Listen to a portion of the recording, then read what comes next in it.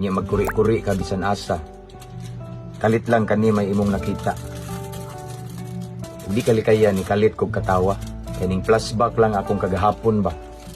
Kani man gud siya, igi ni mawala sa ako ah. Kasi mangutana mo unsa ni siya. Aluminum foil din ni siya. Usa sa pinaka-importante nga paraphernalia. Sadang mo gamit tag illegal nga droga. Mao bitaw ning kalit kog katawa. Kaya nakahinumdum dayon ko sa akong sauna. Pero nakanindot lang higala. Every time nga makahinumdum ko sa akong sauna, makahinumdum sad ko sa milagro niya. Di ko kalimot sa gihimo sa Ginoo.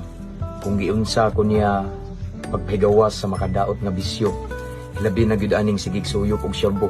16 ka tuig nga inantos nako. Daghang tuig nga nag-atim ko nga unta ako magbag-o. Apan wala gyud ko nabag-o. Kay dili man gyud ta mabag-o basta dili nato i-appeal ang Ginoo. So taliwala sa akong ngit-ngit nga kiniadto. Napay mga panahon nga nag-deliver na jud ko mismo og syabo.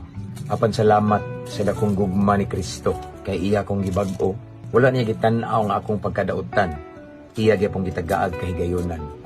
Mao nang ang kanhi adik-adik nga banggiitan nakabato na karon og tinud-anay kabag-uhan ug nahimong usa sa instrumento sa atong langitnong Amahan. Mabungahong hapon mga kahigalahan. To God be all the glory. Kanang naa kay gipangita ba